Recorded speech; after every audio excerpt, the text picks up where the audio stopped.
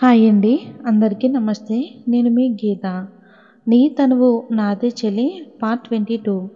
వైదేహి మెడ మీద ఎర్రగా కందిపోయిన తన పంటి గుర్తులు కనిపించడంతో దాన్నే చూస్తూ చిన్నగా అతడి చేతిని ఆ గుర్తు వైపుకి తీసుకెళ్తూ ఉంటాడు. కానీ ఇంతలో బ్రేక్ఫాస్ట్ తీసుకొచ్చిన మంగమ్మ చిన్నగా డోర్ కొట్టడంతో ఉలిక్కిపడి ఈ లోకంలోకి వచ్చి తన చేతిని వెనక్కి తీసుకుంటూ డోర్ దగ్గరికి వెళ్ళి పూరీలు తీసుకుని మంగమ్మని కిందకి పంపించేస్తాడు. ఆ పూరీలు తీసుకుని లోపలికి వచ్చేసరికి వైదేహి ఇంకా పడుకునే ఉంది. అతడికి వైదేహి మొద్దు నిద్ర గురించి ముందు నుండే తెలిసి ఉండడంతో ఎలా అబ్బా అని ఆశ్చర్యపోకుండా చిన్నగా తన పక్కన కూర్చుని తనని తడుతూ ఉంటాడు. అయినా వైదేహి నిద్ర లేవదు.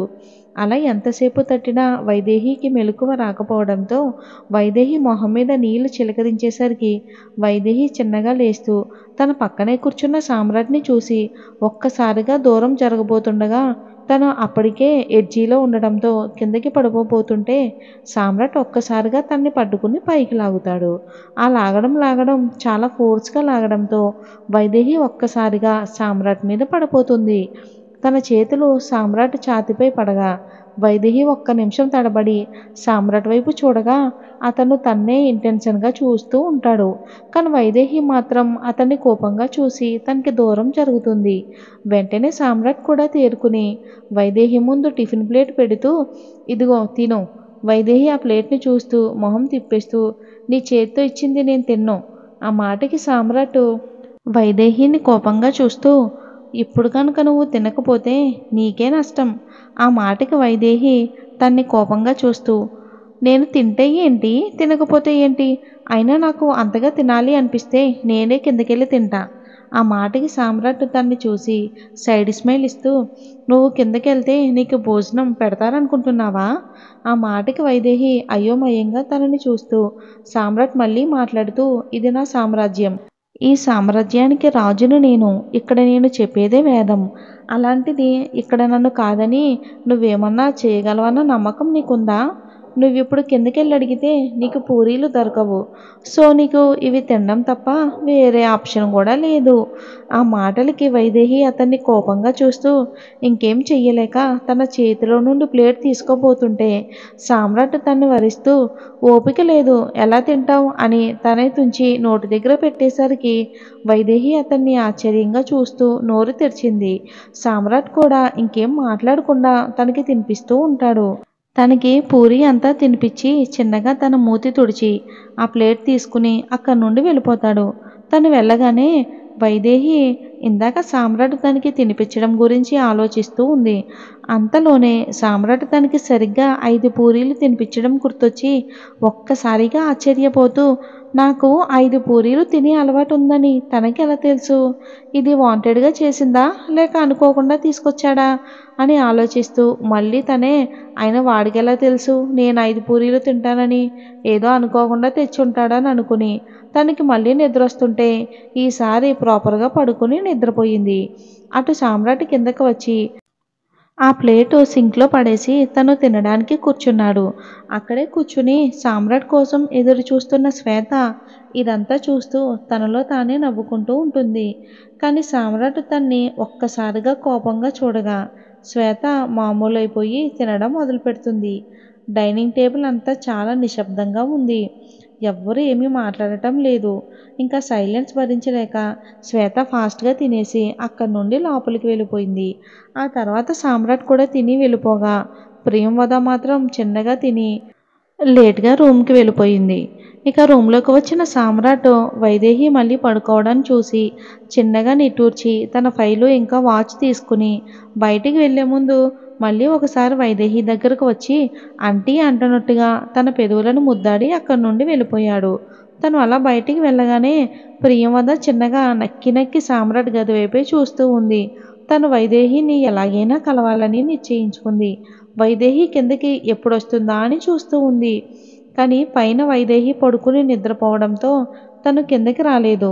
అప్పటిదాకా తన కోసం అక్కడే ఎదురు చూసిన ప్రియంవద తను కిందకి వస్తుండడంతో పళ్ళు కొరుకుతూ వచ్చింది.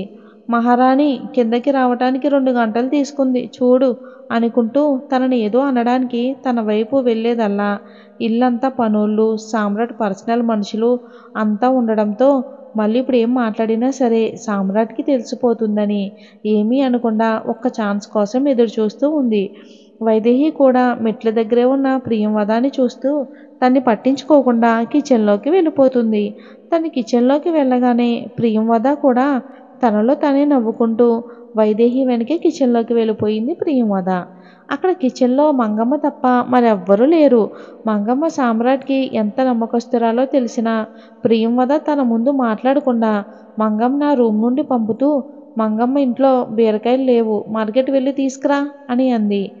ఆ మాటకి మంగమ్మ కొద్దిగా ఆశ్చర్యపోతూ ఆమెను చూసేసరికి ఆమె కళ్ళతోనే ఉరిమి చూస్తుంది.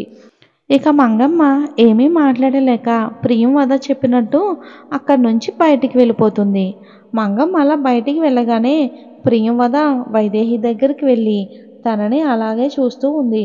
వైదేహి అసలు అదేమీ పట్టనట్టుగా కిచెన్లో తను తినడానికి ఏమున్నాయా అని వెతుకుతూ ఉంది. ఇటు ప్రియంవద గట్టిగా దగ్గుతుంది, కావాలని వైదేహి చూస్తుందని. వైదేహి వాటర్ అక్కడ ఉన్నాయి తాగండి అని చెప్పి తన పని తను చేసుకుంటూ ఉంటే, ఏ అమ్మాయి అని కొంచెం బేస్ వాయిస్తోనే పిలుస్తుంది ప్రియంవద వైదేహిని.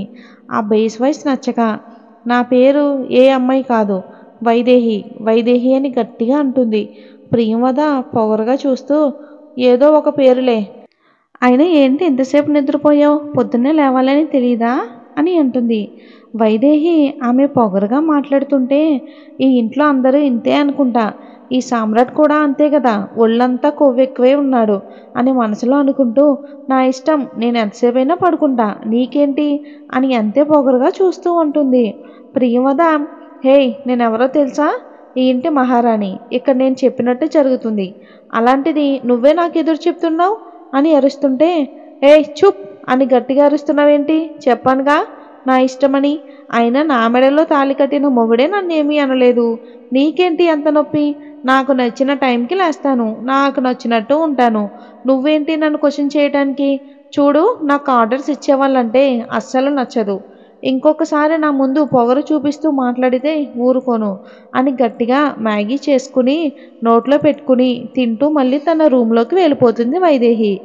ఇదేంటి తిను ఇలా మాట్లాడుతుంది, నేను దానికి వార్నింగ్ ఇవ్వాలని అనుకుంటే అది నాకు వార్నింగ్ ఇచ్చింది, చూస్తుంటే నా నెత్తి మీద ఎక్కి కూర్చునేలా ఉంది, దీన్ని ఎలాగైనా కంట్రోల్లో పెట్టాలి అని కోపంగా పళ్ళు నూరుతూ వైదేహి గురించి ఆలోచిస్తూ ఉంటుంది. ఇంకిక్కడ ఆఫీస్లో ఉన్న సామ్రాట్ ఒకటే పనిగా నవ్వుతూ ఉంటాడు. అతడు ఎందుకు నవ్వుతున్నాడు అనేది రాబర్ట్కి అర్థమయ్యి అతని వంకే చూస్తూ ఉన్నాడు. సామ్రాట్, మీ మేడం మామూలు మేడం కాదు అని అంటాడు. రాబర్ట్, ఎంతైనా మీ వైఫ్ కదా బాస్ అని అంటాడు. అప్పుడు సామ్రాట్కి ఒక మాట గుర్తుకు వచ్చి, రాబర్ట్ మనం వెంటనే ఇంటికి వెళ్ళాలి, వెహికల్ రెడీ చేయి అని అంటాడు. అలాగే అని చెప్పి ఫాస్ట్గా ఇంటికి వెళ్తాడు సామ్రాట్. ఇక సామ్రాట్ కోట్ సరి చేసుకుంటూ యాటిట్యూడ్గా నడుస్తూ వెళ్ళి అతని కారులో ఇంటికి వెళ్తాడు. అతను వెళ్ళేసరికి ప్రియంవద కోపంగా ఉండడం చూసి ప్రియంవద వైపు కోపంగా చూసి మళ్ళీ నార్మల్ అయ్యి వైదేహి రూమ్కి వెళ్ళిపోతాడు సామ్రాట్. ప్రియంవదకి కోటింగ్ ఇచ్చి మ్యాగీ తింటూ తనకి నచ్చినట్టు అటు ఇటు తిరుగుతూ ఉంటుంది వైదేహి. ఇక తన మైండ్ రిలాక్స్గా ఉండడానికి అలా చేస్తూ ఉంటుంది తను. సామ్రాట్ రూమ్ దగ్గరకు వచ్చి చూస్తే వైదేహి మ్యాగీ ఎంజాయ్ చేస్తూ తినడం చూసి అలానే చూస్తూ డోర్ దగ్గరే ఉండిపోతాడు సామ్రాట్. తన్ని ఎవరో చూస్తున్నట్లు అనిపిస్తే మ్యాగీ నోట్లో పెట్టుకుని వెనక్కి తిరిగిన తనకి ఆమెనే చూస్తూ కనిపిస్తాడు సామ్రాట్. అతన్ని చూడగానే కొంచెం షాక్ అయ్యి నోటి నుండి కిందకున్న నూడిల్స్ కాస్త ఉఫ్ అంటూ నోట్లోకి లాగేసుకుని అతడి వైపే చూస్తుంది. సామ్రాట్ వైదేహిని తనని చూసి షాక్ అవ్వడంతో ఒక మాట మైండ్లో మదిలి, తాళి కట్టిన నా మొగుడే ఏమీ అనలేదు, నువ్వేంటంటున్నావు అన్న మాట మైండ్లో తిరుగుతూ ఉంటే వైదేహిని చూస్తూ తన వైపు అడుగులు వేస్తాడు. వీడేంటి నన్ను అలా చూస్తున్నాడు, వీడి చూపు చాలా తేడాగా ఉంది, కొంపతీసి మళ్ళీ నన్ను నిన్న రాత్రిలా చేస్తాడా, నో అలా జరగకూడదు, వైదేహి కమాన్ వాడిని ఈరోజు ఎలాగైనా నువ్వు ఆపాలి అని అతడు ముందుకు అడుగులు వేస్తుంటే ఆమె అడుగులు మాత్రం వెనక్కి వేస్తూ ఉంటుంది. మరి ఇప్పుడు వైదేహిని సామ్రాట్ ఏం చేయబోతున్నాడు అనేది వచ్చే భాగంలో చూద్దాం.